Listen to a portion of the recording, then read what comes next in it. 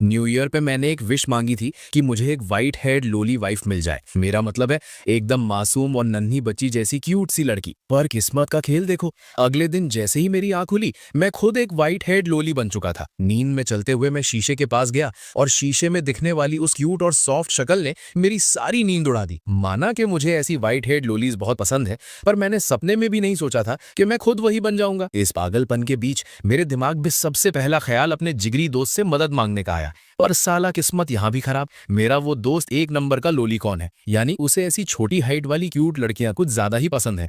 अगर उसने मुझे इस हालत में देख लिया तो मेरी मदद करना दूर की बात है, वो तो भाईचारे को ही सीधा रोमांस में बदल देगा। कमीने को मैं अपना भाई मानता हूँ और वो मेरी ही बॉडी पर लाइन मारेगा। ये डर दिमाग में आते ही मेरा पूरा जिस्म सुन्न पड़ गया और मैं जमीन पर ढेर हो गया। खेल खत्म। मेरी माँ को जैसे ही पता चला कि उनका बेटा एक लोली बन गया है, वो अपना सारा काम छोड़कर आग की तरह दौड़ती हुई घर आई। पर जैसे ही उनकी नजर मेरी इस नरम और गुलाबी शक्ल पर पड़ी, उनके चेहरे का सारा डर गायब हो गया और उसकी जगह एक ऐसी ओवर एक्साइटमेंट आ गई जिसे वो छुपा भी नहीं पा रही थी। मेरी उस एक घबराई सी प्यारी आवाज माँ ने उनका दिल पूरी तरह पिघला दिया था। अब तो वो ये मास्टर प्लान बनाने लगी थी कि मेरे दिमाग को भी एक लड़की जैसा कैसे बनाया जाए। अचानक माँ की आंखें एकदम सीरियस हो गई और उन्होंने मुझे झट से हवा में उठा लिया। बेटा, जल्दी से मुझे चेक करने दे कि तू पूरी तरह से लड़की बन गया या नहीं। अगर तू आड़ा टेढ़ा कुछ बन गया है तो मैं तुझे ठीक करवाने डॉक्टर के पास ले जाऊंगी। मेरी तो जैसे रूह ही कांप गई। मैंने घबराकर उनका हाथ रोका। मेरा चेहरा शर्म से आग की तरह जलने लगा।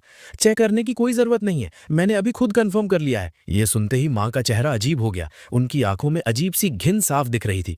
मैं गुस्से से अपनी कमर पर हाथ रखकर चिल्लाया, मैं कोई ठरकी नहीं हूं, मैंने बस क्यूरियोसिटी में चेक किया था। माँ मेरी बात सुनकर सोच में पड़ गई। तू अचानक लड़की कैसे बन गया? ये तो साइंटिफिकली नामुमकिन है। पर जल्दी ही उन्होंने चैन की सांस ली। खैर, एक शैतान बेटे का क्यूट लोली बन जाना कोई बुरी बात नहीं है। मान लेते हैं कि बेटे का मैचो मैन वाला ट्रायल पैक एक्सपायर हो गया है। दूसरी तरफ जब मेरी बहन श्याओ मैंग को पता चला कि मैं लड़की बन गया हूँ, उसकी आंखें चमक उठी। वो पागल बनकर दौड़ती आई और मेरे नरम गालों को जोर जोर से चूमने लगी। और मैं अब इतना कमजोर और छोटा था कि मेरे पास विरोध करने की रत्ती भर ताकत नहीं बची थी। मैंने लाचार होकर माँ से गुहार लगाई, माँ ये मुझे परेशान कर रही हैं, अब रोकते क्यों नहीं? और माँ ने एकदम शांति से मेरी तरफ देखा और बोली, मेरी प्यारी बेटी, तू भी तो पहले श्याओ मैंग को परेशान करती थी ना, थोड़ा बर्दाश्त कर ले, आदत हो जाएगी। मैं होश उड़ाकर माँ को घूरता रह गया।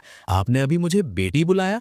आप श्योर हो कि आपने गलत इंसान को नहीं बुलाया? हाँ बिल्कुल, अब तो मेरी बेटी ही तो है, मेरी छोटी सी लोली। माँ ने जानबूझकर छोटी सी लोली इन लफ्जों पर बड़ा जोर दिया। मैं कोई लोली? पर मेरी ये भोली और प्यारी आवाज इस मासूम चेहरे के साथ बिल्कुल भी ठीक नहीं बैठ रही थी। मेरा विरोध एकदम बेकार था। जब माँ ने मुझे टांगे फैलाकर बेढंग तरीके से लेटे हुए देखा तो उनका चेहरा गुस्से से भरी तूफान की तरह डार्क हो गया। कौन सी अच्छी घर की लड़की ऐसे टांगे फैलाकर लेटी है? मैंने भी औकात दिखाते हुए पलटकर जवाब दिया, पर मैं तो एक लड़का हूँ ना। माँ ने सख्ती से डांटा, तू अब एक लड़की है, अपनी ये हालत देख। मैं तुझे वार्निंग दे रही हूँ, कॉलेज शुरू होने से पहले एक लड़की की तरह बर्ताव करना सीख ले। अपनी बहन से क्लासेस ले, अब से श्याओ मैंग ही तेरी बड़ी बहन है। मेरे होश उड़ गए। ऐसा क्यों? मैं उससे बड़ा हूँ, अगर मैं लड़की बन भी गया तो भी मुझे ही बड़ी बहन होना चाहिए। पर माँ ने मेरी औकात याद दिलाते हुए सीधा बेइज्जती की लिमिट क्रॉस कर दी। अपने इस छोटे से साइज को देख, अगर कोई तुझे श्याओ मैंग की बेटी बोलेगा तब भी लोग मान लेंगे। ना हाइट है, ना फिगर, और ना ही कोई बॉम्ब्स है, और तू बड़ी बहन बनने के सपने देख रहा है। ये बात सुनकर मैं पूरी तरह स्पीचलेस हो गया। एक लड़के को उन चीजों की क्या जरूरत? माना मेरी बॉडी लड़की की है, पर मेरी आत्मा अभी भी एक असली मर्द की है। माँ को मेरे साथ और बहस करने में कोई इंटरेस्ट नहीं था।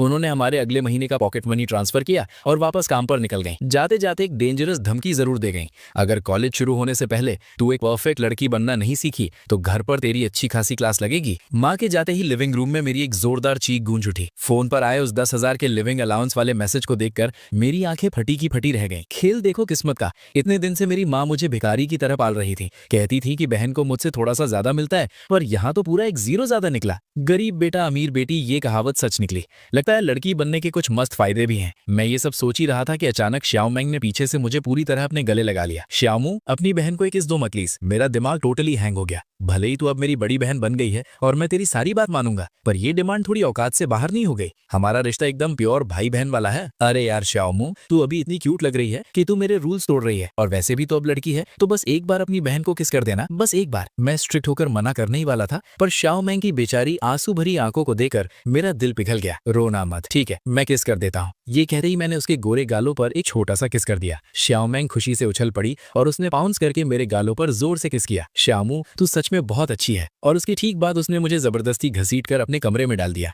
जब मैं श्याओमेंग के कमरे से बाहर निकला तो मेरी दुनिया घूम रही थी और मेरे चेहरे और गर्दन पर बहुत सारे लिपस्टिक के रेड निशान छप चुके थे। ठीक उसी वक्त मेरी पॉकेट में रखे फोन की रिंग बजी। मैंने फोन निकाला तो स्क्रीन पर उसी लॉलीकॉन बेस्ट फ्रेंड का मैसेज था। उसे देखते ही मेरे दिल की धड़कन रुक गई। अगर इस कमीने को पता चल गया कि मैं लॉली बन चुका हूं तो मेरी जिंदगी वहीं दफन हो जाएगी। मैंने हार मानकर फेक टाइप किया, भाई अब व्हाइट हेड लॉली की खोज बंद कर दे, वो बिल्कुल भी अच्छी नहीं होती। और किसी तरह फालतू बहाने बनाकर मैंने उसे गेम से बाहर कर दिया। कॉलेज शुरू होने से पहले के इन कुछ दिनों में श्याओमेंग मुझे लगातार कपड़े पहनना और स्कर्ट्स कैरी करना सिखाती रही, जबकि मेरी माँ मेरे कॉलेज डॉक्यूमेंट्स में मेरा जेंडर ठीक करवाने के मिशन पर लगी थी। कॉलेज के ओपनिंग डे पर मैं एक छोटी सी स्कर्ट पहनकर कैंपस में एंट्री मार रहा था। अचानक मेरी नजर एक जाने पहचाने चेहरे पर पड़ी। वो मेरा लेवल मैक्स लॉलीकॉन भाई चेनबो था। मेरे तो होश ही उड़ गए। ये यहाँ क्या कर रहा है? कहीं ये भी यहाँ पढ़ने तो नहीं आया? खत्म, सब खत्म। अगर उसने मुझे इस हालत में देख लिया तो लॉलीकॉन तो दूर की बात है, किसी नॉर्मल आदमी का भी फ्यूज उड़ जाएगा। मैं तो सोचने से भी डर रहा था कि अगर चेनबो को पता चला कि मैं उसका वही भाई हूं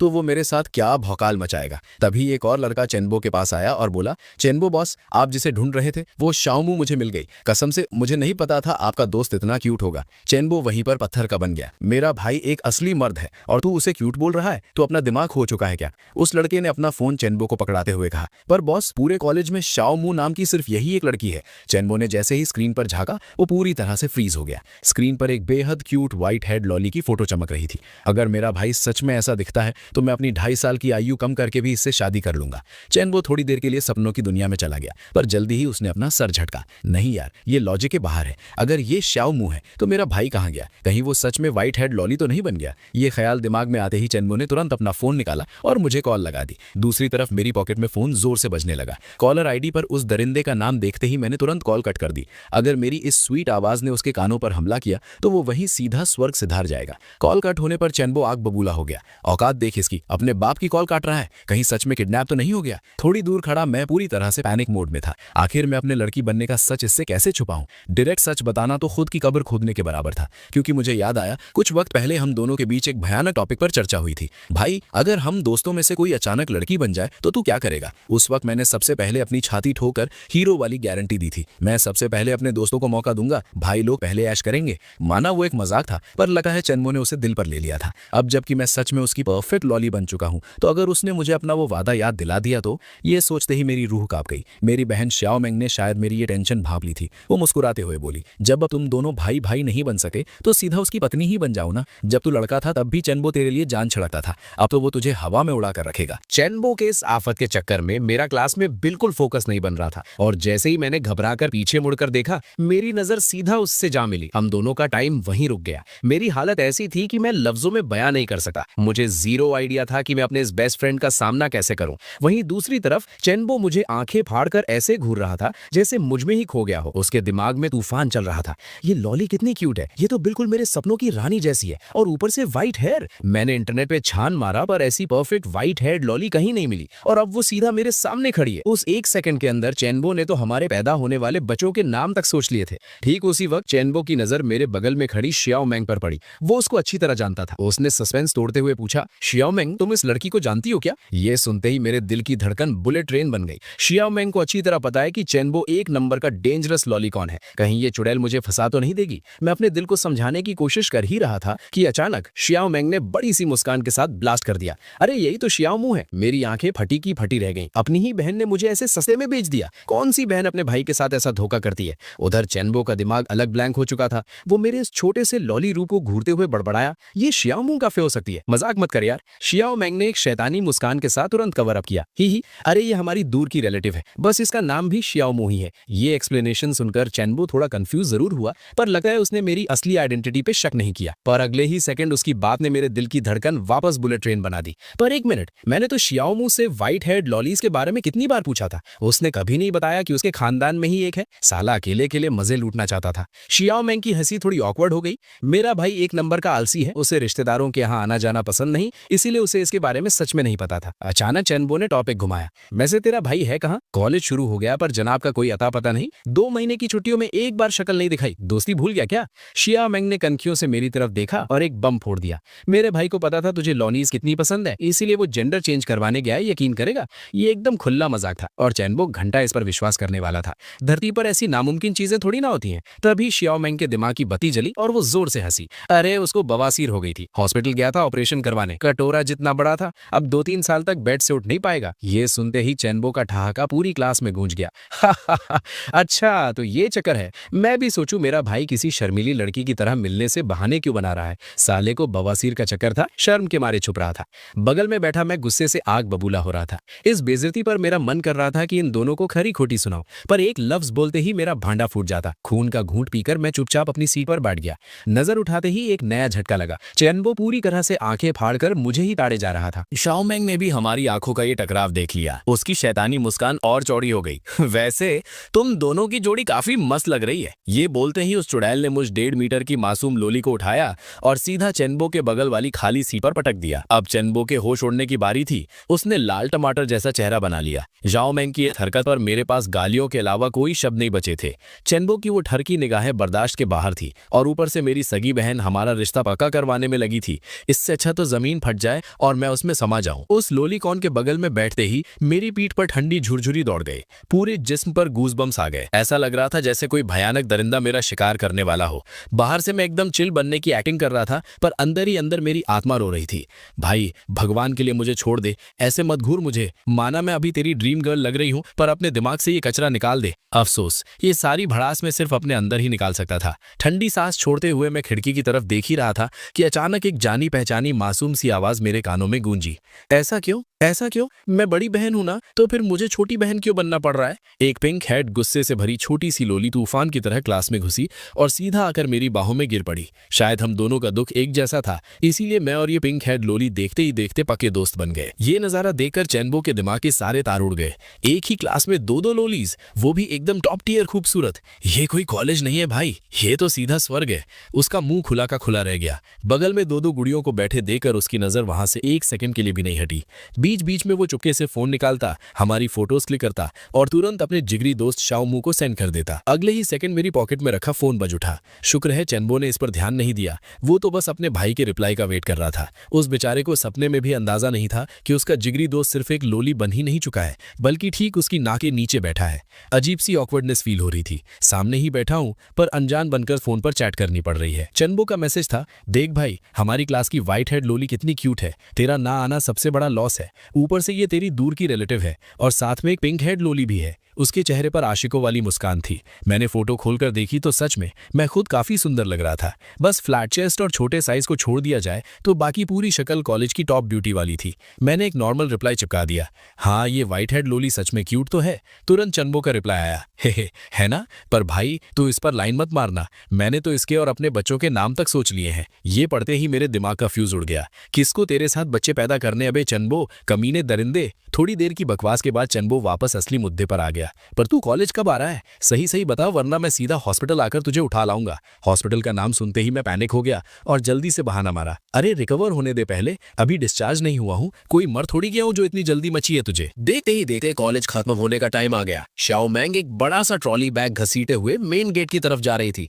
मैंने कंफ्यूज होकर पूछा, ए छोटी कहाँ जा रही है? हम कॉलेज हॉस्टल में नहीं रुकेंगे क्या? माँ ने कॉलेज के बाहर हमारे लिए एक फ्लैट रेंट पर लिया है, सुना है वहाँ 2 और लड़कियां भी हमारे साथ रहेंगी। तब मेरे प्यारे भैया भूल कर भी उनके कमरे में घुसने की कोशिश मत करना। ये सुनकर मेरा ईगो हॉट हो गया। मैं कोई दरिंदा थोड़ी हूँ जो बिना मतलब किसी के कमरे में घुसूंगा। लगता है मेरी बहन ने मेरे कैरेक्टर को लेके कोई बहुत बड़ी गलतफहमी पाल रखी थी। मेरा काउंटर सुनते ही शाओ मेंग का चेहरा गुस्से से डार्क हो गया। तू और वो चैन बॉब मिलकर इंटरनेट पर लोलीज ढूंढते हो और फिर बोलता है कि तू ठरकी नहीं है। सीधे सीधे बता क्या चक्कर है तेरा? सच बोलने की हिम्मत तो थी नहीं। दिमाग नए नए बहाने सोचने में लग गया। पर शाओ मेंग किसी ऐसी गोली को खाने वाली नहीं थी। अगर तूने सच नहीं बताया तो मैं तुझे चैन बॉ के हवाले कर दूंगी और तुम दोनों की शादी पक्की करवा दूंगी। और अगर तूने विरोध किया तो तेरे लोली बनने का सारा राज उसके सामने खोल दूंगी। इस खौफनाक धमकी ने मेरी रूह कांप दी। मैं पागल की तरह सर हिलाने लगा। बहन मुझे माफ कर दे, मैं किसी भी हाल में उस चैनबो का शिकार नहीं बन सका। वो साइको मेरे साथ बच्चे पैदा करने के सपने देख रहा है। हार मानकर मुझे अपना सारा राज उगलना पड़ा और कैसे मैं खुद व्हाइट हेड लोलीज का एक बड़ा फैन हूँ ये सच भी उसके सामने आ गया। शाओ मेंग ने मुझे एक अजीब सी घिनौनी नजर से ऊपर से नीचे तक आड़ा। अच्छा अच्छा, तो तू व्हाइट हेड लोलीज का दीवाना है। तो फिर ठीक है, अब आराम से बैठकर खुद पर ही लाइन मार। खुद पर लाइन मारूं? मैंने ऑटोमेटिकली अपने सफेद बालों पर हाथ फेरा। माना कि मैं सच में बहुत खूबसूरत लग रहा था, पर खुद को ही ताड़ने का ये आइडिया दिमाग की नसें फाड़ रहा था। अजीब सी फीलिंग आ रही थी। हाँ, अब तू भी एक मस्त लोली है, और वैसे भी स्कर्ट पहनने की आदत तो तुझे लग ही गई है, शाओ मेंग ने छेड़ते हुए कहा। आदत लग गई माय फुट। जब भी हवा चलती है सब कुछ ठंडा ठंडा लगता है। मेरी इस फ्रस्ट्रेशन पर शाओ मेंग ने बोर रोकर मुंह बनाया। चल जल्दी, नए रूममेट से मिलते वक्त थोड़ी तमीज दिखाना, मैंने मरी हुई आवाज में जवाब दिया। हाँ हाँ पता है, मैं तेरा बड़ा भाई हूँ और तू मुझे ही मैनर्स सिखा रही है। थोड़ी ही देर में हम उस नए फ्लैट पर पहुंच गए। अंदर से माँ की एक्साइटेड आवाज आई, मेरी प्यारी बेटियों, आओ जल्दी अपनी नई रूममेट से मिलो। मेरा दिल थोड़ा जोर से धड़का। क्या नई रूममेट कोई हॉट और खूबसूरत लड़की होगी? पर जैसे ही मैंने उस रूममेट का चेहरा देखा, मेरे होश उड़ गए, दिमाग पूरा ब्लैंक। ये यहाँ क्या कर रही है? कितनी क्यूट लोली है। ये बड़बड़ाता हुआ एक बड़ा सा साया अचानक मुझे गले लगाने के लिए मेरी तरफ झपटा। ठीक उसी वक्त पीछे से कड़क आवाज गूंजी, छोटी, मेरे दोस्त को परेशान मत कर। एक पिंक कलर का छोटा सा गोला अचानक मेरी ढाल बनकर सामने खड़ा हो गया। नजर साफ हुई तो पता चला ये तो सुबह वाली वही पिंक हेड लोली शाओ ना थी। किस्मत का खेल देखो, ये मेरी नई रूममेट निकली, और वो लंबा चौड़ा साया जो अभी मुझ पर झपटे मारने आ रहा था, वो इसकी सगी बहन शाओ बिंग थी। शाओ बिंग ने ऑकवर्ड होकर शर्म से अपना सर हिला दिया।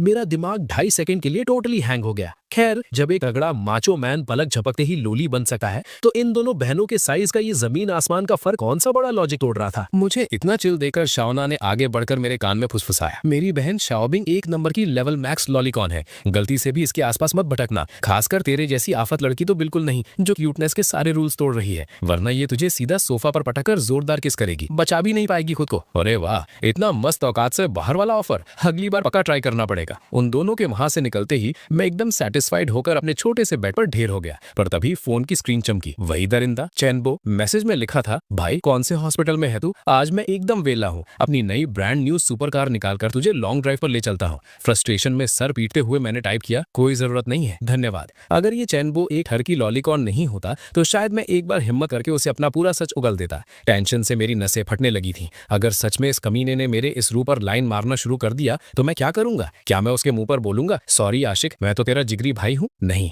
किसी भी हाल में इस दरिंदे को खुद पर फिदा नहीं होने देना है। मैंने एक गहरी सांस ली और खुद से ये पक्की कसम खा ली। मेरा रिप्लाई आने में टाइम लगा तो चैनबो वहां पैनिक हो गया। अबे कुछ तो बोल, और तू तो हमेशा वॉइस नोट भेजता था ना, अचानक ये सिर्फ टाइपिंग पर कैसे उतर आया? दिमाग की बत्ती अचानक जल उठी और मैंने एक सॉलिड बहाना फेंका, अरे भाई वो अभी नर्स आई थी ड्रेसिंग चेंज करने, और सुन, ये बवासीर के ऑपरेशन की वजह से मेरी आवाज पर थोड़ा असर पड़ गया है, आवाज एकदम पतली और औरतों जैसी निकल रही है आजकल। चैनबो ने तुरंत क्रॉस क्वेश्चन मारा, तो कब निकल रहा है बाहर? चल दारू पीने चलते हैं। ये पढ़ते ही मेरे दिमाग में खतरनाक शैतानी आइडिया आया। इस कमीने के भूत को हमेशा के लिए उतारने से पहले ये टेस्ट करना जरूरी था कि ये इन गुड़ियों के पीछे किस लेवल तक पागल है। मैंने पूरी शातिरता से गेम खेला और रिप्लाई भेजा, भाई अभी तो मेरा बाहर निकलना मुश्किल है, एक काम कर, तब तक मेरी वो लॉली रिलेटिव तुझे कंपनी दे देगी, कैसा रहेगा? मैं तो बस उसकी औकात नाप रहा था, पर इस साले ने सीधा घुटने टेकने वाला इमोजी भेज दिया। बहुत हार्ड, बहुत हार्ड। मेरे बाप, मेरे देवता, अपने इस नालायक बेटे का प्रणाम स्वीकार करे। मेरा चेहरा गुस्से से काला पड़ गया। अबे मैं बस मजे ले रहा था, चुपचाप मुंह धो और सो जा कमीने। पर वो कहाँ मानने वाला था।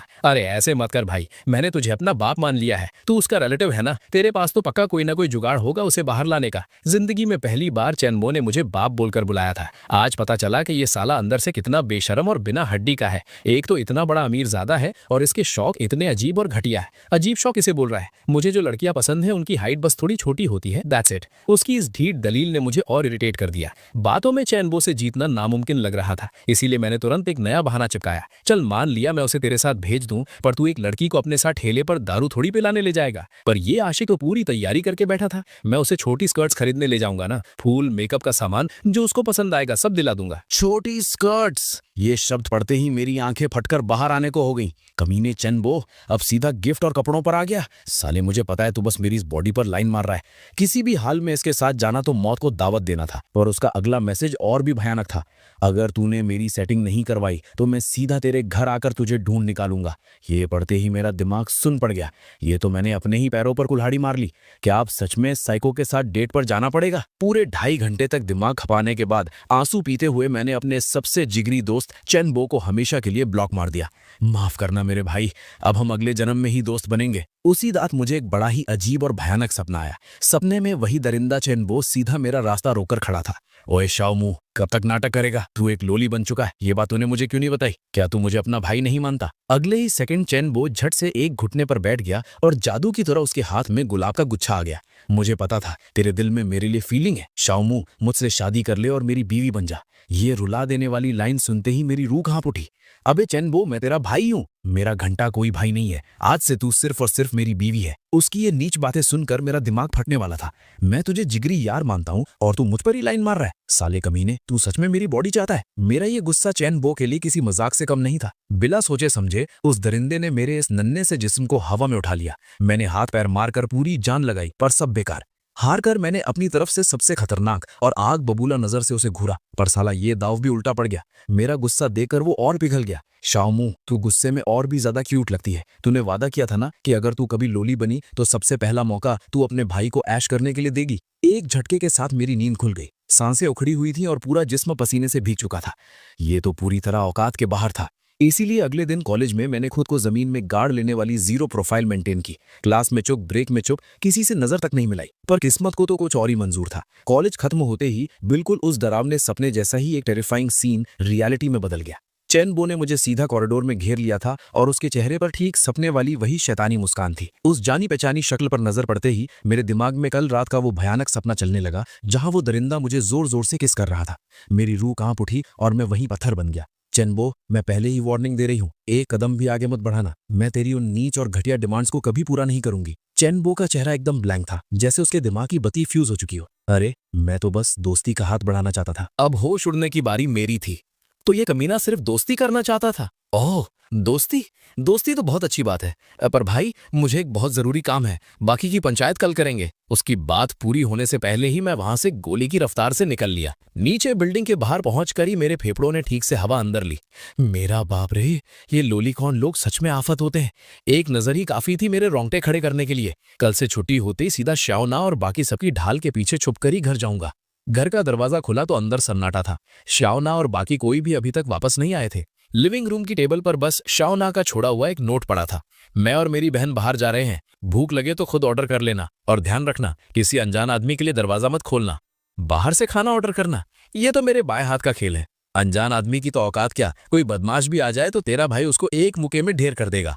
आधे घंटे बाद डोरबेल की डिंग डोंग गूंजी। हेलो, आपका खाना आ गया है, प्लीज दरवाजा खोलिए। आवाज में एक अजीब सा जाना पहचानापन था, पर उस वक्त दिमाग में कुछ क्लिक नहीं किया। बिना ज्यादा सोचे मैंने फटाफट दरवाजा खोल दिया, पर सामने खड़े डिलीवरी वाले लड़के का चेहरा देखकर मेरे पैर जमीन में गड़ गए। अबे डाइतू, तू यहाँ खाना डिलीवर क्यों कर रहा है? मेरे ठीक सामने मेरा हाई स्कूल का सबसे जिगरी दोस्त खड़ा था। ये हमेशा से एकदम चिकना और डेलिकेट सा लड़का था।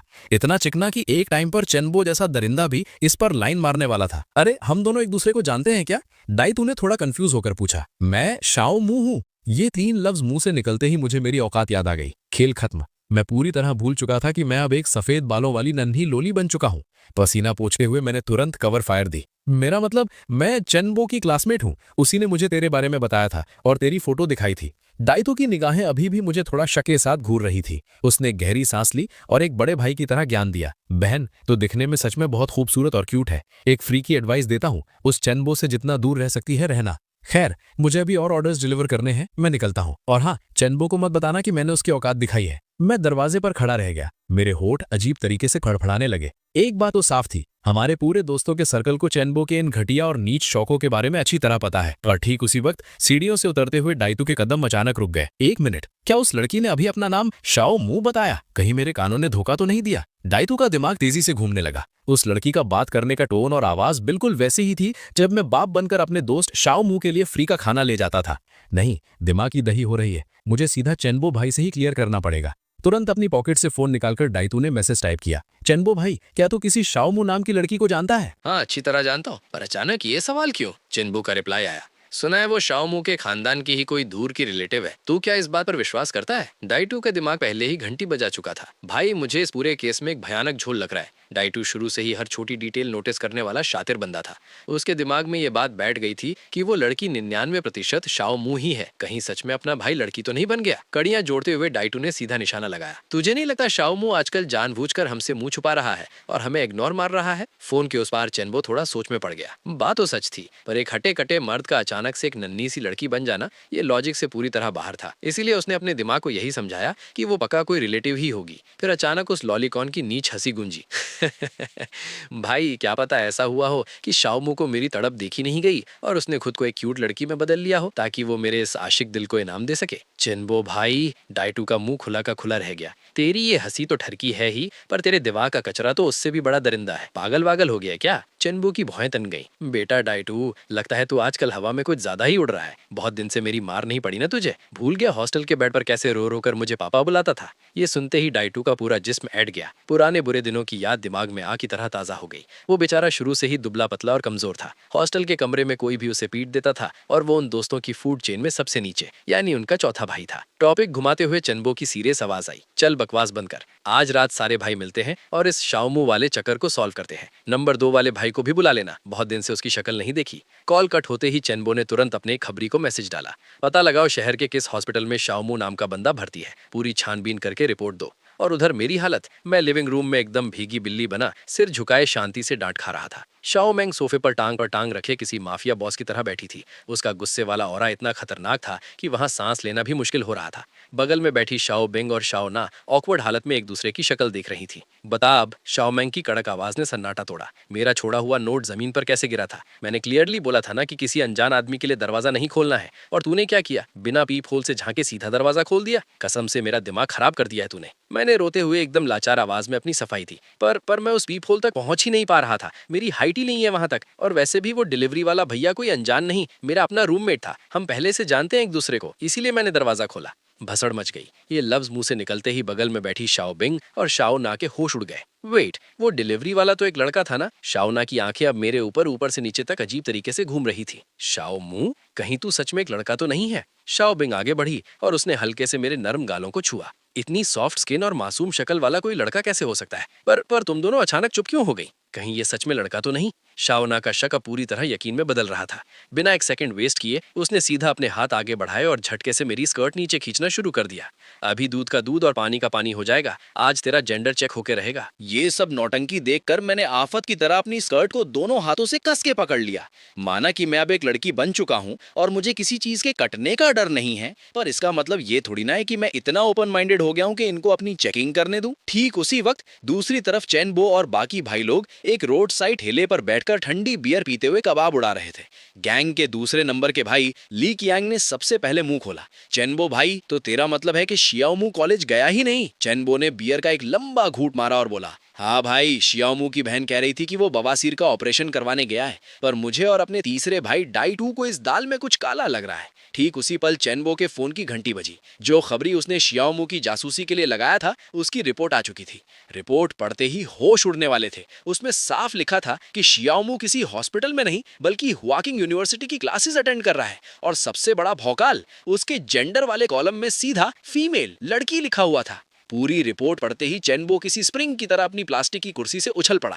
भाई साहब, ये क्या बवाल है? कहीं उस कमीने ने सच में अपना जेंडर चेंज तो नहीं करवा लिया? तो क्या वो सफेद बालों वाली लोली ही मेरा भाई है? तभी मैं सोचूं कि वो मुझे देखते ही अपनी आंखें क्यों चुरा रही थी। अगर ये सच है तो सारी कड़ियां एकदम परफेक्ट जुड़ रही हैं। दिमाग की दही हो चुकी थी। नहीं, ये लॉजिक से पूरी तरह बाहर है। मुझे अभी के अभी उसके मुंह पर जाकर सच्चाई उगलवानी पड़ेगी। तीनों भाइयों ने एक सेकंड भी वेस्ट नहीं किया। डाई टू को मेरा नया एड्रेस अच्छी तरह पता था, तो उसने नेविगेशन का काम संभाला और तीनों सीधा गाड़ी भगाकर मेरे घर के नीचे आकर ब्रेक मार दी। अगले ही पल धड़ाम से एक जोरदार लात पड़ने से हमारे फ्लैट का दरवाजा खुला, और ठीक उसी अनलकी सेकंड पर मेरी स्कर्ट अभी भी शियाना के हाथों में पूरी ताकत से खींची जा रही थी।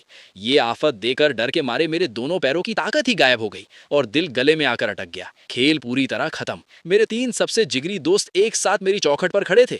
अगर इन दरिंदों के सामने मेरी असली औकात खुल गई तो भाई लोग तो फुल ऐश करेंगे, पर मेरी जान किसी हाल में नहीं बचेगी। माहौल आग बबूला होते देख शियाओ मेंग ने एक तेजी से आगे बढ़कर मेरी ढाल बनने का काम किया।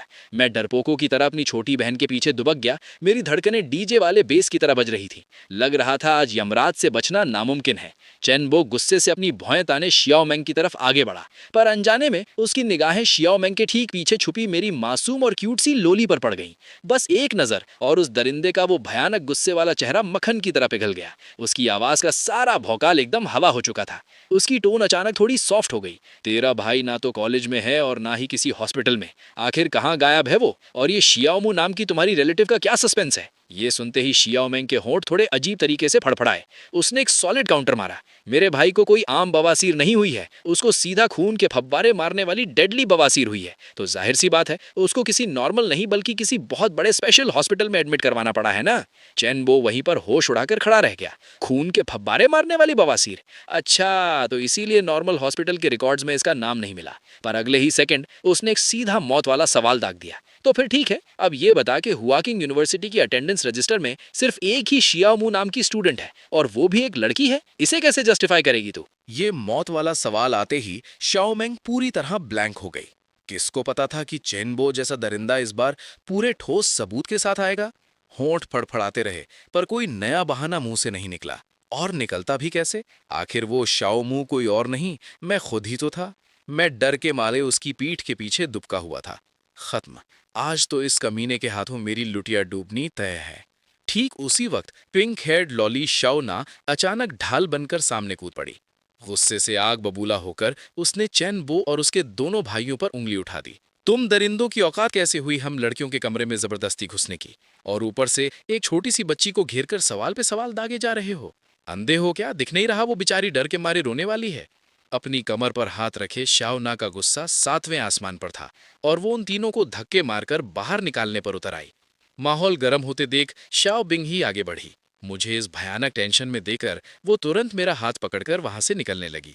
ये देकर चेनबो के दिमाग की नसें फटने लगीं। वो रोकना चाहता था पर उसके ठीक सामने शाओना खड़ी थी, एक ऐसी क्यूटनेस जिसके सामने वो पूरी तरह हेल्पलेस था। उस लॉलीकॉन के मुंह से आधा लफ्ज भी नहीं निकला। वो बस बेचारी शक्ल बनाए मेरी पीठ को दूर जाते हुए घूरता रह गया। मैं उसकी इस लाचारी को अच्छी तरह समझ रहा था। चैनबो मेरे भाई, ये लॉलीकॉन होना तेरा सबसे बड़ा शौक जरूर है, पर यही तेरी सबसे बड़ी कमजोरी और नस भी है। पर साला किस्मत का खेल देखो, जैसे ही मैं दूसरे भाई ली ख्यांग और चैनबो के पास से गुजर रहा था, मेरी पॉकेट में रखा फोन गलत टाइम पर जोर से वाइब्रेट कर उठा। मैंने डरते हुए फोन निकाला और स्क्रीन पर नजर डाली। ठीक उसी पल मेरी नजर उठी और सीधा सामने खड़े ली क्यांग की आंखों से जा टकराई।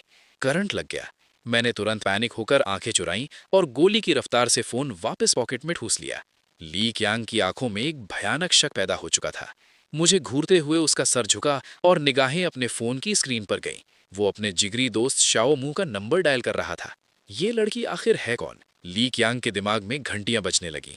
जितना वो इस बारे में सोच रहा था उतना ही केस अजीब लग रहा था। लगता है किसी दिन इस लड़की को अकेले में घेरकर पूरा सच उगलवाना पड़ेगा। कमरे से बाहर निकलते ही डाय तूने खाकर गाड़ी पर टेक लगाई। तुम दोनों ने अभी उस लड़की का एक्सप्रेशन नोटिस किया? चैनबो का दिमाग पूरी तरह ब्लैंक था। हैं? नहीं तो क्या हुआ? उस दरिंदे का पूरा फोकस तो सिर्फ और सिर्फ शाओ ना पर ही अटका हुआ था। ली क्यांग ने एक सेकंड के लिए हेजिटेशन दिखाई, फिर चुपचाप अपना सर ना में हिला दिया। जब तक उसे शाओ मू की असली औकात और इस राज का पूरा सच नहीं मिल जाता, वो फोन वाइब्रेट होने वाली बात अपने दोस्तों से छिपा कर रखना चाहता था। दूसरी तरफ कमरे के अंदर आकर मैंने आखिरकार चैन की एक लंबी सांस ली। चलो, फिलहाल के लिए तो मेरी जान बच गई, पर अब पेट में चूहे कबड्डी खेल रहे थे। सारे के सारे पैसे तो उन छोटे छोटे स्कर्ट्स और कपड़ों पर उड़ा दिए थे। शाओ मेंग से किसी मदद की उम्मीद रखना बेकार था, और अपनी इस हालत में एक सफेद बालों वाली नन्ही लॉली बनकर मैं बाहर जाकर काम भी तो नहीं मांग सकता था। अचानक दिमाग की बत्ती जली। Bulb on. वेट, मेरी ये हालत और ये खूबसूरत शक्ल, क्या मैं इसका फायदा उठाकर एक लाइव स्ट्रीमर नहीं बन सकता? इस क्यूट चेहरे के साथ पैसे छापना तो मेरे बाएं हाथ का खेल होगा। बिना सोचे मैंने तुरंत अपना कमरा अंदर से लॉक किया और लाइव स्ट्रीमिंग का अकाउंट सेटअप करके सीधा लाइव चला गया। चैनल का नाम एकदम सिंपल रखा, शाओमू। पर लाइव आते ही स्क्रीन पर 0 व्यूअर्स का बड़ा सा टैग देखकर मेरा दिमाग सुन्न पड़ गया। खेल उल्टा पड़ गया। लगता है सिर्फ क्यूट शक्ल होने से भौकाल नहीं मचता, पब्लिक को रोकने के लिए कुछ डेंजर स्टंट या मसाला दिखाना पड़ेगा। मैं अभी दिमाग लगा ही रहा था कि लाइव आकर आखिर करूं क्या, तभी अचानक व्यूअर काउंट रॉकेट की तरह 100 के पार चला गया। ये क्या बवाल है? ये सारी जनता अचानक कहां से टपक पड़ी? स्क्रीन पर चलते हुए कमेंट्स को देखकर मेरे मासूम से चेहरे पर एक बड़ा सा क्वेश्चन मार्क छप गया। माओ लो फैन क्लब की तरफ से हाजिरी लगाने आए हैं। माओ लो? ये किस चिड़िया का नाम है? एक 2D वीट्यूबर है भाई, हम सब उसी के फैन ग्रुप से सीधा यहाँ लैंड हुए हैं। स्ट्रीमर तो बहुत क्यूट है यार, कहाँ रहती हो? आजकल एक ऐसी ही पालने का मन कर रहा है। ओए ऊपर वाले भाई, तेरी नीयत ठीक नहीं लग रही। एक ऐसा क्रीप वाला कमेंट है बे। वैसे एक बात बताओ, इसका नाम थोड़ा अजीब नहीं है? कहीं ये स्ट्रीमर अंदर से एक लड़का तो नहीं? पर भाई अगर ये क्यूट सा छोटा भी निकला ना, तो भी तेरा भाई कॉम्प्रोमाइज कर लेगा। ये नीच और घटिया कमेंट्स पढ़कर मेरे होंठ अजीब तरीके से फड़फड़ाने लगे। बाप रे बाप, कहीं मैंने गलती से किसी ठरकियों के मधुमक्खी के छत्ते में तो हाथ नहीं डाल दिया? जिस वक्त मैं इन दरिंदों के साथ लाइव चैट में माथापच्ची कर रहा था, ठीक उसी वक्त दूसरे कमरे में शाओना अपने फोन पर फैंस के ग्रुप चैट को घूर रही थी। उसके पूरे ग्रुप में एक शाओ मू नाम की नई स्ट्रीमर का ही हल्ला मचा हुआ था। इनकी इतनी औकात के मेरे फैन ग्रुप में किसी दूसरी लड़की के गाने गा रहे हैं। जरा मैं भी तो देखूं ये कौन सी आफत मार्केट में आई है। बिना सोचे शाओना ने उस शाओ मू की स्ट्रीम पर क्लिक किया। अगले ही सेकंड मेरी स्क्रीन पर एकदम भौकाली और वीआईपी एंट्री वाला एनिमेशन ब्लास्ट हुआ। मुझे लगा कोई बहुत बड़ा अमीर सेठ मेरी स्ट्रीम पर मेहरबान हुआ है, पर आंखें फाड़कर वो यूजर नेम पढ़ा तो दिमाग की दही हो गई। ये तो साला इनका असली भगवान था। खुद माओलो की एंट्री हुई थी। अबे माओलो, तू अपनी स्ट्रीम छोड़कर यहाँ क्या कर रही है? माओलो, चुपचाप जाकर अपना लाइव ऑन कर। पर शाओना ने एक एटीट्यूड वाला रिप्लाई चिपकाया, नहीं जाऊंगी, आज रात तेरा भाई यहीं डेरा डालेगा। अपने फैंस की चिकचिक को पूरी तरह इग्नोर मारते हुए वो मजे से मेरी स्ट्रीम ताड़ने लगी। असली वीआईपी के सामने आते ही मेरी हालत थोड़ी टाइट हो गई। अजीब सी ऑकवर्डनेस में समझ नहीं आ रहा था कि हाथ कहाँ रखूं और बोलूं क्या। मेरी इस घबराहट और थोड़ी डरी हुई मासूमियत को देखकर स्क्रीन के उस पार शाओना की हंसी छूट गई। बिना एक सेकंड सोचे उसने सीधा 2 कार्निवल यानी सबसे महंगे वर्चुअल गिफ्ट्स स्क्रीन पर मारे और एक झटके में टॉप डोनेटर यानी बैंग यी की कुर्सी पर आकर बैठ गई। बहुत बहुत शुक्रिया माओलो दीदी। मुंह से तो मक्खन निकल ही रहा था, मेरे हाथों ने भी बिजली की रफ्तार से इस अमीर डोनेटर को फॉलो ठोक दिया। आज की इस तगड़ी बोहनी के बाद लग रहा था लाइव सेट है। थोड़ी देर बाद स्ट्रीम खत्म होने पर, अबे अकेले कमरे में दौरे क्यों पड़ रहे हैं तुझे? शाओ मैंग की कड़क आवाज ने सन्नाटा तोड़ा। मैं आखिरी बार वार्निंग दे रही हूँ। माँ ने एक्सप्लिसिटली बोला है कि अपनी बॉडी और साफ सफाई का पूरा ध्यान रखना।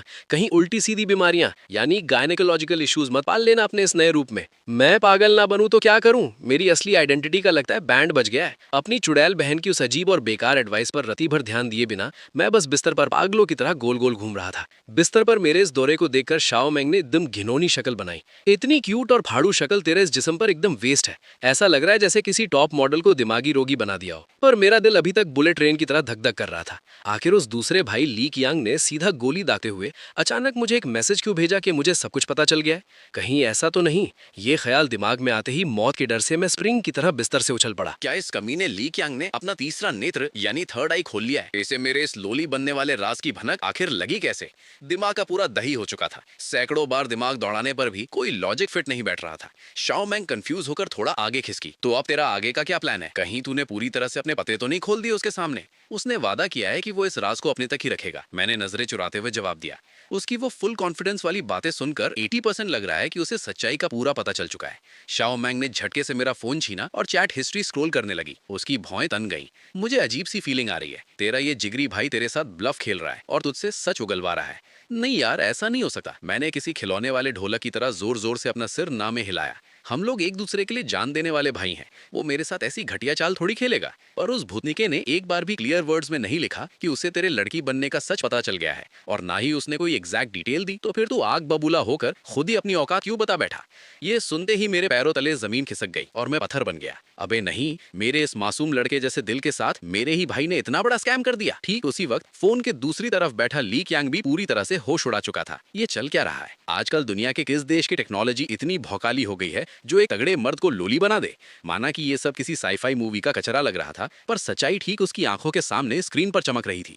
तुरंत डैमेज कंट्रोल के लिए नया मैसेज ठोक दिया। अरे भाई, मैं तो बस तेरे मजे ले रहा था, तू कहीं सच में सीरियस तो नहीं हो गया ना? पर साला पासा उल्टा पड़ गया। ये रिप्लाई पढ़कर ली कियांग का शक और पक्का हो गया। उसने एकदम स्ट्रिक्ट और कड़क टोन में मैसेज दागा, बस कर, अब आगे एक लफ्ज मत बोलना। इस सैटरडे हम दोनों आमने सामने बैठकर ठीक से हिसाब करेंगे। पास खड़ी शाओ मैंग की चुड़ैल जैसी हंसी निकल आई। वो मेरे इस नरक पर मजे ले रही थी। चलो फिर, मेरी तरफ से तुम दोनों को सैटरडे की इस मस्त डेट के लिए एडवांस में बधाइयां। डेट का तंबूरा। इस सैटरडे को मैं इस आफत से कैसे बचूंगा? कोई है जो मेरा दुख समझे? अपने सबसे कमीने दोस्त के सामने इस नन्ही सी लूली बनकर जाना, ये तो सीधा सीधा पब्लिक में जिंदा दफन होने वाला सीन है। ठीक उसी बवाल के बीच लिविंग रूम से दरवाजा खुलने की आवाज आई। मैं जैसे ही रूम से बाहर निकला, सामने शाओना के कमरे का दरवाजा भाम करके जोर से बंद हुआ। बाहर सिर्फ शाओ बिंग बेचारी शक्ल बनाए लाचार सी खड़ी थी। अब ये नया ड्रामा कहां से शुरू हो गया? इस डिप्रेस्ड माहौल को देखते ही मेरा दिमाग ठनक गया कि पक्का कोई बड़ा कांड हुआ है। शाओ बिंग की आंखें उस बंद दरवाजे पर गड़ी थी और उनमें भयानक टेंशन भरी थी। शाओमू, क्या तुम मेरी एक मदद कर सकती हो? कसम से मैं इसके बदले तेरा जिंदगी भर एहसान मानूंगी। तो बोलेगी तो आग में कूद जाऊंगी या पहाड़ से छलांग लगा दूंगी। बोलते बोलते शाओ बिंग की आंखें पूरी तरह से लाल हो गईं। बात ऐसी है, मेरी बहन अभी थोड़ी देर पहले फोन चला रही थी और अचानक पता नहीं क्यों उसका मूड एकदम पाताल लोक में चला गया। तो मैं चाहती हूँ कि तू अंदर जाकर थोड़ा उसको मना ले। कोई टेंशन नहीं, ये काम मेरे हवाले कर दे। मैंने तेजी से अपनी छाती ठोकर फुल हीरो वाली गारंटी दी। अगर मैं इस नरक में नहीं कूदूंगा तो कौन कूदेगा? ये खतरनाक टास्क तेरा भाई, मेरा मतलब तेरी बहन, पूरा करेगी। ये सॉलिड गारंटी सुनते ही शाओबिंग के आंसू गायब हो गए और उसके चेहरे पर खुशी की लहर दौड़ गई। तो फिर पूरा मामला अब तेरे हाथ में है। आगे लाइफ में कभी भी मेरी जरूरत पड़े तो बिना सोचे बोल देना। ये बोलते ही उसने झुककर गोली की रफ्तार से मेरे गाल पर एक गीला सा किस चिपका दिया। मेरा पूरा सिस्टम वहीं हैंग हो गया, सांसें लेनी भूल गया मैं। जिंदगी में पहली बार किसी लड़की के साथ इतना क्लोज कांटेक्ट हुआ, और वो भी इतने अजीब और वाइल्ड तरीके से। चलो छोड़ो, अभी सबसे बड़ी आफत उस अंदर बैठी चुड़ैल, मेरा मतलब उस नन्ही सी नकचढ़ी को मनाना है। मैंने उस बंद दरवाजे को आंखें फाड़ कर घूरा। दिमाग में कैलकुलेटर चलने लगा। ये लड़की कोई आम आइटम नहीं है। आखिर इससे बात कैसे शुरू करूं? एक मिनट, ये लड़की स्नैक्स और मस्त खाने के आगे तो पक्का सरेंडर कर देगी। तो फिर सीधा जंक फूड टैक्टिक्स यूज करके इसका गेम बजाता हूं। ये फाड़ू आइडिया लॉक करते ही मैं सीधा बिल्डिंग के नीचे वाले सुपरमार्केट की तरफ दौड़ पड़ा। पर जैसे ही मैं बिल्डिंग के गेट से बाहर निकला, मुझे अपने इस डिसीजन पर रोना आ गया। इस अजीब और अनजान रास्ते पर मैं पूरी तरह से रास्ता भटक चुका था। आंखें फाड़े में आसपास के अनजान रास्तों और बिल्डिंग्स को ताड़ने लगा। हार मानकर मुझे चुपचाप अपनी बहन शाओ मैंग को कॉल लगानी पड़ी। माना कि मैं उसके आगे अपनी बेइज्जती नहीं करवाना चाहता था, पर आधी रात का टाइम और ऊपर से एकदम अनजान रास्ते, अगर इस लोली वाले रूप में किसी ठरकी और दरिंदे अंकल के हथे चढ़ गया तो सीधा गेम ओवर हो जाएगा। फोन उठाते ही दूसरी तरफ से शाओ मेंग की चुड़ैलों वाली टॉन्टिंग आवाज गूंजी। ओहो, आज ये कौन सी हवा चल पड़ी? ये तो मेरे प्यारे भैया हैं। आज अचानक मेरी याद कैसे आ गई? उसकी इन जहरीली बातों पर मेरा दिमाग पहले से ही बुलेट प्रूफ हो चुका था। एकदम मासूम और नरम आवाज में मैंने हथियार डाल दिए।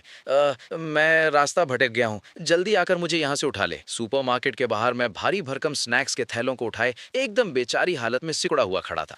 जब से मेरी बॉडी श्रिंक होकर एक लोली की हुई है, तब से मुझे अपनी इस बेकार औकात और जीरो फिजिकल पावर का असली एहसास हुआ है। दिमाग खराब। अंदर सुपरमार्केट के वो रैक्स आसमान जितने ऊंचे लग रहे थे। पैरों के बल खड़ा होने के बाद भी टॉप शेल्फ तक मेरा हाथ नहीं पहुंचा। अगर वहां उस खूबसूरत सी दीदी ने मसीहा बनकर मेरी मदद ना की होती तो आज ये स्नैक्स का ढेर जमा करना नामुमकिन था। अरे, ये वही छोटी सी क्यूट गुड़िया है ना? अचानक पीछे से एक एकदम मीठी और टीज करने वाली आवाज आई। मैं पलटने ही वाला था कि एक बेहद मदहोश कर देने वाली परफ्यूम की महक मेरी नाक में घुस गई। नन्ही पही, इतनी रात को अकेले यहाँ खड़ी हो, डर नहीं लगता कि कोई गुंडा उठाकर ले जाएगा? एक काम करो, चुपचाप दीदी के साथ घर चलो और वहीं रह लो। खतरे की घंटी दिमाग में जोर से बजी। तुरंत एकदम शरीफ बच्चा बनकर मैंने सफाई दी। मैं अपनी बड़ी बहन का वेट कर रही हूँ, वो बस रास्ते में ही है और आती ही होगी। पर वो हॉट डीडी एकदम जिद्दी निकली, सीधा मेरे बगल में आकर खड़ी हो गई। तो फिर मैं भी यही रुकती हूँ तुम्हारे साथ, वरना क्या पता कोई दरिंदा सच में तुम्हें उठा ले जाए। करीब 10 मिनट बाद शाओ मिंग आ की तरह तेजी से वहां आती हुई दिखी। दूर से ही उसने मेरे इन चमकते हुए सफेद बालों को टारगेट कर लिया था। लो, लगता है तुम्हारी गार्डियन आ गई। तो अब मेरा काम यहाँ खत्म। मेरे बगल में खड़ी उस हॉट दीदी ने एक आतिल मुस्कान दी और बड़े ही स्वैग के साथ एक चमकती हुई पिंक कलर की सुपर कार में बैठकर वहां से निकल गई। घर वापस आने के बाद शाओना के उस बंद दरवाजे को घूरते हुए मेरी टेंशन वापस शुरू हो गई। इस नक्चड़ी चुड़ैल को आखिर बाहर कैसे निकालूं? तू यहाँ मेरे दरवाजे पर चोरों की तरह क्या घूर रहा है? धड़ाम!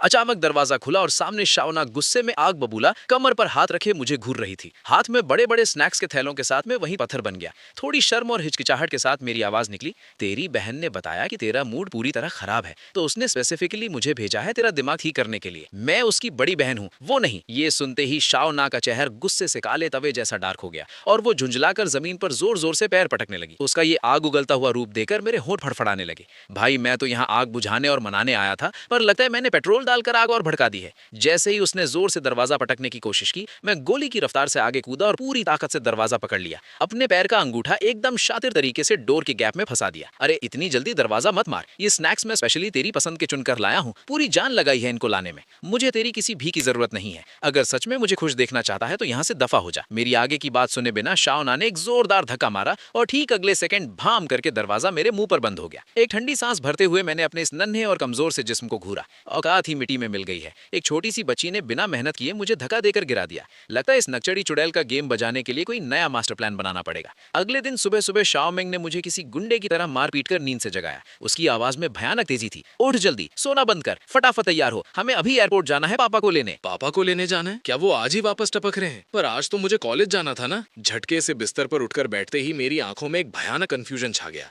चलो, आखिरकार इस बुढ़े तो घर आने की फुर्सत तो मिली। पता नहीं मेरे लिए कोई गिफ्ट लाया भी है या नहीं, पर दिल में अजीब सी धक धक क्यों हो रही है। कुछ तो गड़बड़ लग रही है। उबासी लेते हुए मैंने बदलने के लिए कपड़े ढूंढने शुरू किए, पर जैसे ही उस छोटी सी स्कर्ट पर हाथ पड़ा, दिमाग की दही हो गई। आफत की जड़ यही थी, अगर पापा ने मुझे इस हालत में देख लिया तो ऑन द स्पॉट घर का कानून चलेगा और मेरी टांगे तोड़ दी जाएंगी। उनके हार्ट अटैक के डर से ही तो मैंने अपने इस जेंडर चेंज वाले झोल को टॉप सीक्रेट रखा था। ठीक उसी वक्त कॉलेज में चेन बो पीछे की खाली बेंच को आंखें फाड़े घूर रहा था। ये लॉजिक से बाहर है। शाओ मू और शाओ मेंग दोनों एक साथ क्लास से गायब कैसे हो गए? आज तो उसने पूरी प्लानिंग की थी कि उस बदली हुई शाओ मू को अकेले में घेर कर सच उगलवाएगा, पर उसके सारे प्लान पर पानी भर चुका था। इधर मैं एक भयानक धर्म संकट में फंसा हुआ था। जिंदगी भर तो पापा से छुप नहीं सकता ना, पर उनको ये औकात के बाहर वाली बातें कैसे समझाऊं? घर का इकलौता चिराग अचानक बेटी बन गया है। कहीं ये खबर सुनते ही वो गुस्से में आग बबूला होकर मुझे बेदखल न कर दें। मेरे दिल की धड़कन मीटर तोड़कर भाग रही थी। अगर आज मामला ठीक से सेट नहीं हुआ तो सीधा बोरिया बिस्तर बांधकर सड़क पर आना पड़ेगा। इतनी टेंशन मत ले, मैं पीछे से कवर फायर दूंगी ना, पापा जरूर समझ जाएंगे। एक शैतानी मुस्कान के साथ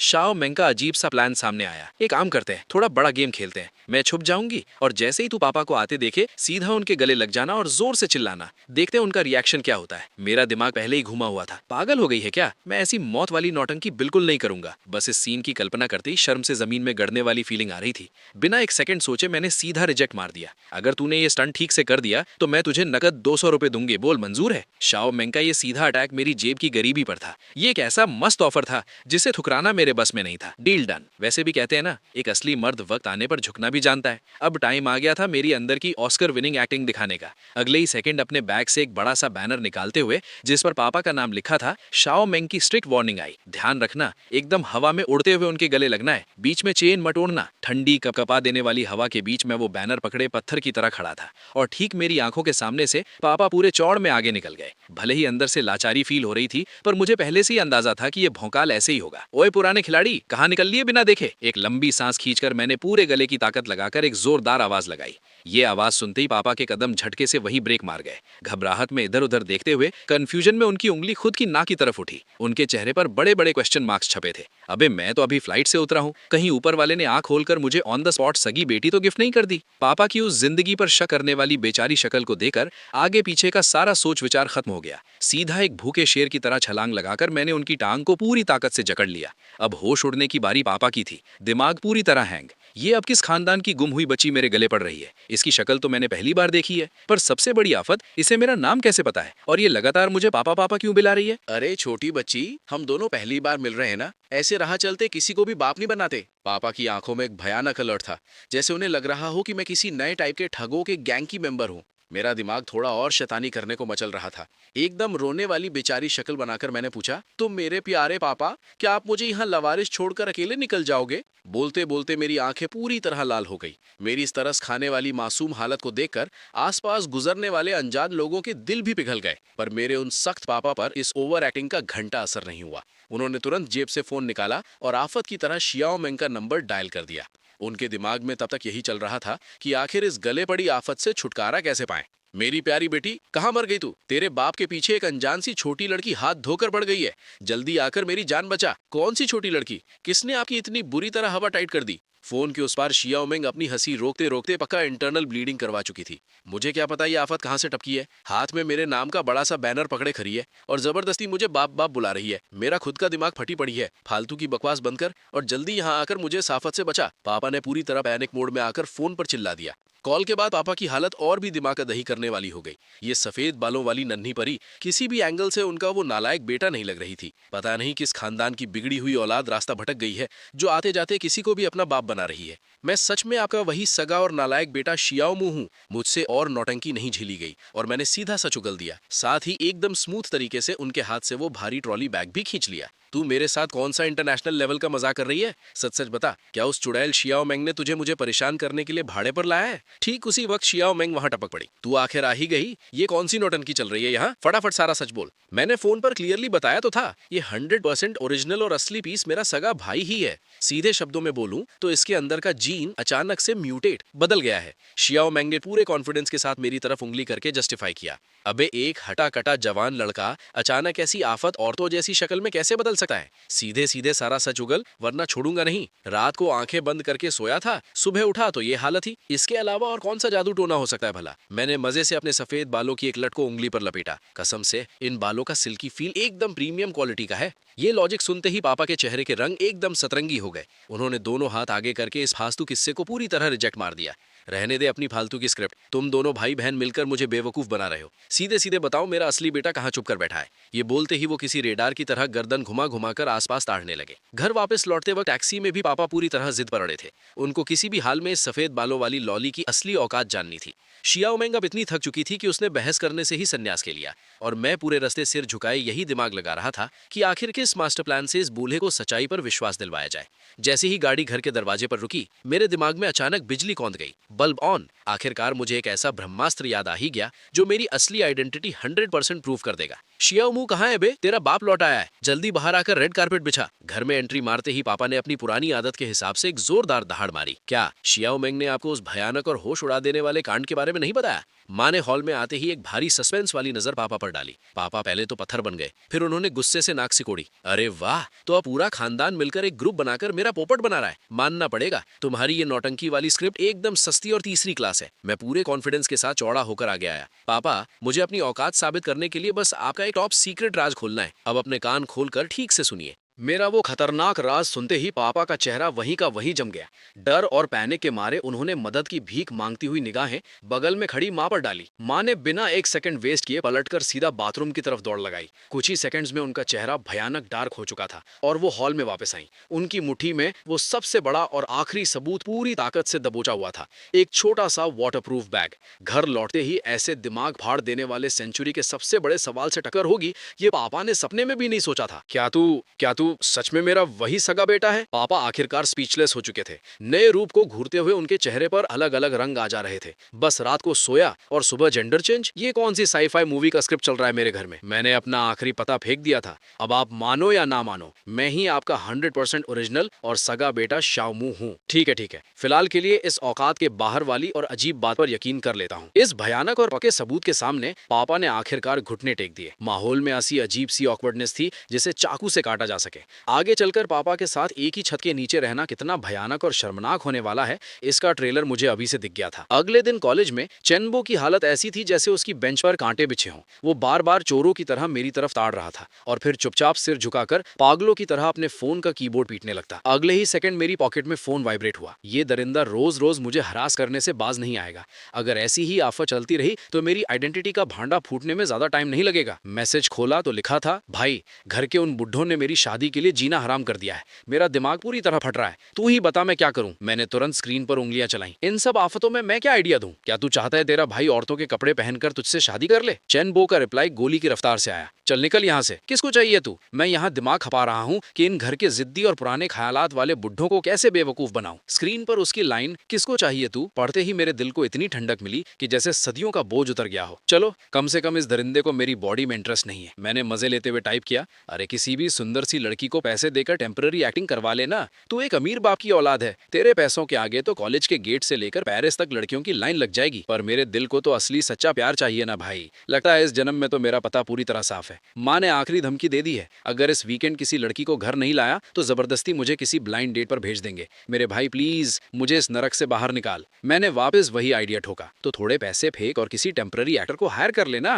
तेरा टारगेट तो बस अपनी माँ का मुंह बंद करवाना है ना। ये प्लान 100% फेल है। तुझे मेरी माँ का नेचर पता है ना, वो सीधा उस लड़की की पूरी कुंडली और खानदान का बैकग्राउंड चेक निकलवाएगी। अगर गलती से कोई चोर उचकी या घटिया लड़की हाथ लग गई तो पूरे परिवार की ऐसी तैसी हो जाएगी। टेंशन के मारे मेरे हाथ अपने आप मेरे सफेद बालों को खुजलाने लगे। ये भी नहीं चलेगा, वो भी नहीं चलेगा। तो भूतनी के, क्या तू सच में चाहता है कि मैं औरतों के कपड़े पहनकर तेरे साथ ये नौटंकी करूं? ऐसे मौत आने वाले टाइम पर मजाक मत कर भाई, कोई सॉलिड और पक्का जुगाड़ सोच। सबसे बेस्ट रहेगा कि कोई ऐसी लड़की हो जिसे हम पहले से जानते हो, एकदम मासूम और नेक दिल वाली। ऐसी टॉप मॉडल और अप्सरा मैं इसके लिए कहां से पैदा करूं? अंदर ही अंदर मैं इस दरिंदे को गालियां बक रहा था और अनजाने में मेरी उंगलियां मेरे बालों की लट को गोल गोल घुमा रही थी। एक मिनट, इस पक्की दोस्ती और भाईचारे के लिए। क्लास में बैठकर चेनबो ने आहिस्ता से अपना फोन नीचे रखा और पीछे वाली सीट पर बैठी मुझ सफेद बालों वाली क्यूट गुड़िया पर एक चोरी छिपे नजर डाली। सुबह वाली वो चमचमाती महंगी गाड़ी जिसने मुझे ड्रॉप किया था, इस कमीने ने पूरे रास्ते मेरी तरफ एक बार घूर कर भी नहीं देखा। आखिर इस दरिंदे के दिमाग में क्या खिचड़ी पक रही है?